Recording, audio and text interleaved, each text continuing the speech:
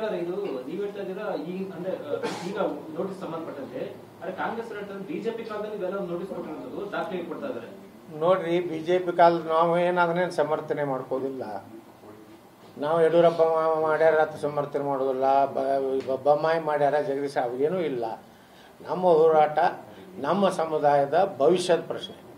ಇದು ಅವ್ರು ಮಾಡ್ಯಾರ, ಅವ್ರು ಮಾಡಿದ್ದಕ್ಕೆ ನಾವು ಸುಮ್ಮನೆ ಬಾಯಿ ಮುಚ್ಕೊಂಡು ಕೊಡ್ಲಿಕ್ಕೆ ತಯಾರಿಲ್ಲ. ಯಾವ್ದು ನೋಡ್ರಿ, ಆ ಪ್ರಕ್ರಿಯೆ ಒಳಗೆ ಕೊಟ್ಟಿರ್ತಾರೆ. ಯಾವುದೇ ಆಗಲಿ ಒಂದು ಪ್ರೊಸೆಸ್ ಇರ್ತದೆ. ಆದ್ರೆ ಈ ಜಮೀರ್ ಅಹಮದ್ ಖಾನ್ ಮಾಡ್ಲಕತ್ತಿದ್ದೇನು ಪೂರ್ತಿ ಒನ್ ಸೈಡ್ ಜಮೀನುಗಳನ್ನು ಇದು ಫಾರ್ಮ್ ನಂಬರ್ L1 ತುಂಬಿದ್ದು, ಅದನ್ನ 11ನೇ ನಂಬರ್ ಕಾಲಮ್ನಾಗ ತುಂಬಿದ್ದು, ಮತ್ತು ದಿಢೀರ್ನೇ ಇವತ್ತು ಸಾಯಂಕಾಲ ಎಂಟ್ರಿ ಮಾಡ್ತಾರೆ. ಮರುದಿವಸ ಧಮಕಿ ಹಾಕಿಬಿಟ್ರೆ ಅವ್ರಿಗೆ ಏನು ಹ್ಯಾಂಕ ಮಾಡಿದೆ ಅಂದ್ಕೊಳ್ಳಿ ಒಮ್ಮೆ ತೆಗೆದುಬಿಡ್ತಾರೆ. ಅದು ಏನದಕ್ಕೇನು ಇಲ್ಲೇ ಇಲ್ಲ. ಒಬ್ಬ ರೈತ ತನ್ನ ಕುಟುಂಬದ ವಾರಸಾದಾರನ ಮಾಡಲಿಕ್ಕೆ ಅಥವಾ ಬ್ಯಾಂಕ್ ಸಾಲ ತಗೋಲಿಕ್ಕೆ ಹೋದ್ರೆ ತಿಂಗಳಾನುಗಟ್ಟಲೆ ತಹಸೀಲ್ದಾರ್ ಕಚೇರಿ, ಗ್ರಾಮ ಲೆಕ್ಕಿಗನ ಕಚೇರಿ ಅಡ್ಡಾಡಬೇಕು. ಇಲ್ಲಿ ಏನೂ ಇಲ್ಲೇ ಇಲ್ಲ.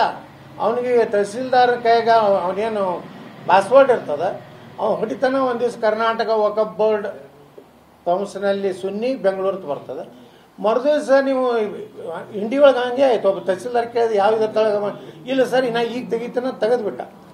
ಹಿಂಗೆ ನಡೆದ್ಬಿಟ್ಟದ್ರಿ ಎಲ್ಲೆಲ್ಲಿ. ಈಗ ನಾನು ನಿನ್ನೆ ಮಾಧ್ಯಮದಾಗ ನೋಡಿದ್ರಿ, ನಾನು ಮುಂಜಾನೆ ಸಾಯಂಕಾಲ ಸೇರಿಸಿದ್ರು ಮುಂಜಾನೆ ತೆಗೆದುಕೋತ. ಇವತ್ತು ಬಿದರ್ನಲ್ಲೇ 13,500 ಎಕರೆ ವಕಫತ್ ಕ್ಲೇಮ್ ಮಾಡ್ಲಕತ್ತ.